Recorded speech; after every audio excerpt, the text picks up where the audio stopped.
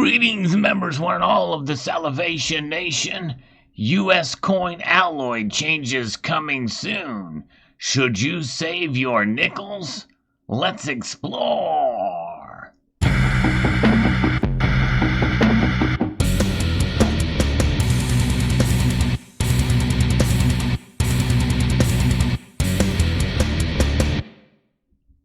In this article from Coin World magazine, we have a story here about the United States Mint is already prepared to make changes for the alloys of coins and dies pending approval from Congress. The United States Mint's fifth biennial report on technological research into alternative compositions for circulating coinage was recently submitted to Congress. One of the potential metallic alternatives for the 5-cent, dime, and quarter dollar is ready for implementation, pending congressional authorization, which means that it may cause you to hasten your preparations and planning to save nickels, because that is the coin that is the most expensive to make and is a net loser for the United States Mint. They've submitted reports from prior years under the provisions of the Coin Modernization Oversight and Continuity Act of 2020, Public Law 111302. The primary impetus of the ongoing research is a production cost for the cent and the 5-cent coin, which each continues to run above the coin's face value. We'll look at those numbers more specifically. The research focuses on alternatives for the copper-plated zinc Lincoln cent, which I've never liked because zinc corrodes so easily, and it's just a cheap metal. It is really good at helping to fight off a cold, though, so I guess you could just bite into some Lincoln cents through the copper plating. And then we have the copper nickel Jefferson 5-cent coins, and copper nickel clad Roosevelt dime, and the quarters. The costs for all four denominations are lower in the 2020 report than they were in 2018. We'll look at that closer too, except for the dime, where costs remain the same. Fiscal year 2020 costs were 1.76 cents for the Lincoln cent, 7.42 cents for the Jefferson 5-cent coin, 3.73 cents for the Roosevelt dime, and 8.62 cents for the America the Beautiful quarters. The cost compared to the fiscal year 2018's were 2 cents for the cent, just over 2 cents, and 7.53 cents for the 5-cent coin, 3.73 cents for the dime, and 8.87 cents for the quarter dollar.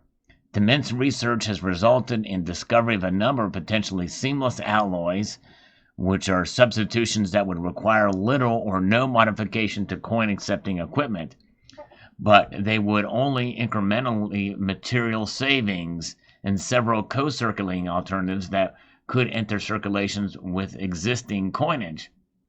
So incremental material savings is key, and how much savings would that be? While potential alternatives could lower costs for the cent, none is identified that would bring overall costs below face value. So it's not going to be that much difference, essentially, which basically answers our question about the preparation to save nickels. It's not really worth it. Basically, that's the short answer. Is it's not really worth to save the nickels, because no matter what they do, you're not going to see that much of a difference. Although every little bit helps when it comes to a government agency that produces millions of these coins per year.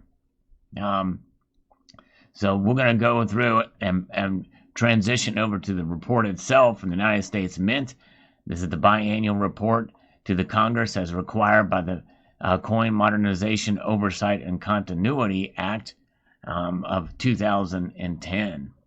And there it is, United States Mint, just fresh off the press, essentially. And it talks about the background of the act that talks about an alternative in research and development. They have been working on this for quite some time. And there's an executive summary that talks about this and the denominations an alternative, and we'll kind of get into the meat of what these alternatives are. But before we get there, let's talk a little bit about the breakdown in costs. So this little chart I think is quite interesting and fascinating. It is the unit cost of producing and distributing coins by denomination.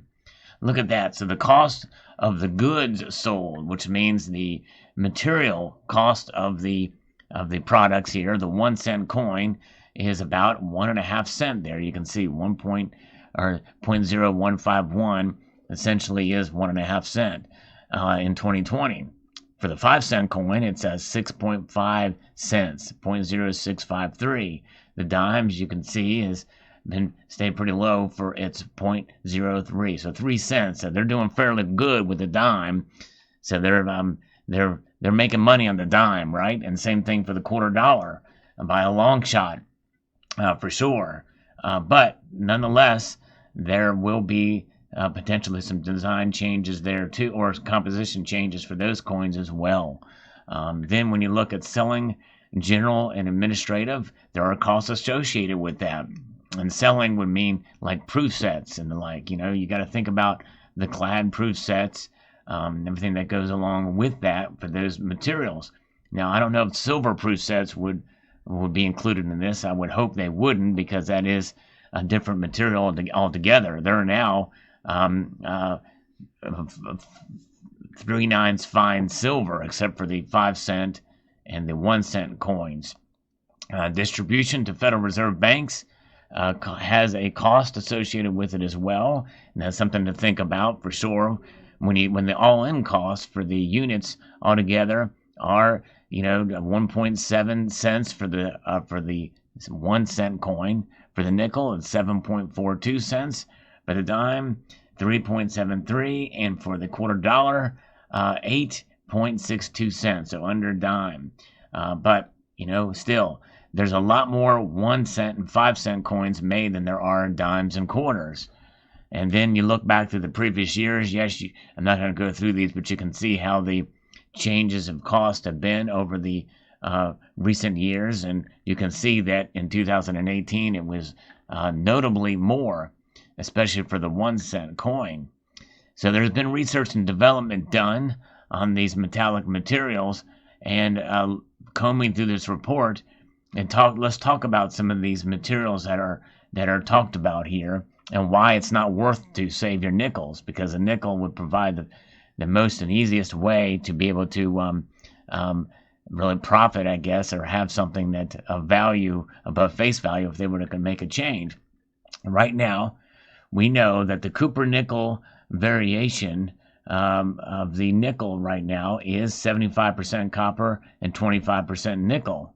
But these alternatives here, they're with more copper, less nickel, and some manganese. Nominal composition would be changed to 77% copper, 20% nickel, and 3% manganese. That would be applicable to the 5 cent, 10 cent, 25 cent, and 50 cent coins. So the same composition, seamless across all of them, would be that. Very interesting indeed. So you would find a very nominal, very little change in price. 2% difference in copper for the nickel especially. And of course, nickel, the metal itself, is worth more. And so the fact that it's 25 cents, and you think about it, the nickel itself has, the composition has not changed for as long as the nickel has been around, except for a couple of years during the World War II. That's right, the war nickels was the only time that the nickel has been changed in its denomination that I'm aware of. And it's the one coin that has been constant in its composition for all that time. Then we have this, so that's the 80-20 designation. Then we have the C99750T-M, which is a leaner, potentially seamless alloy developed jointly with the National Institutes of Standards and Technology, NIST, which contains less copper and nickel and substitutes zinc and manganese. Nominal composition of 50.75% copper, 14% nickel, 33% zinc, and 2.1% manganese. So nominal, very small changes. This alloy represents what we believe to be the leanest and lowest material cost, seamless alternative possible to replace the monolithic 5 cent and be clad on higher denominations. So, as you can see, just enough of the tweaking of the materials that really we're not going to notice that much of a difference. Then we have nickel steel, which is a monolithic alloy developed by the mint, which is austenitic, which is not attracted to magnets, and less expensive to co-circulate alternative to stainless steel. Nickel content is 25%, with the balance being lower cost iron, and some manganese is a higher cost copper. And then we have nickel-plated silicon steel, or silicon steel, an alternative to the commonly used nickel or multiply plated steels in the world. This option would provide a co-circulate alternative with a distinguishable EMS and therefore less opportunity for substitution with other commonly available plated steel coins, which would be plated on low-carbon steel. Then copper-plated steel, which I think is the best alternative for the cent, which would be alternative to copper-plated zinc. This alternative could be an option that presents minimal impact on stakeholders with the same appearance, seamless dimensions, and weight, but different EMS, which is not relied on by a coin accepting equipment for the 1 cent, so it would be considered a seamless alternative. That's electromagnetic signature, by the way.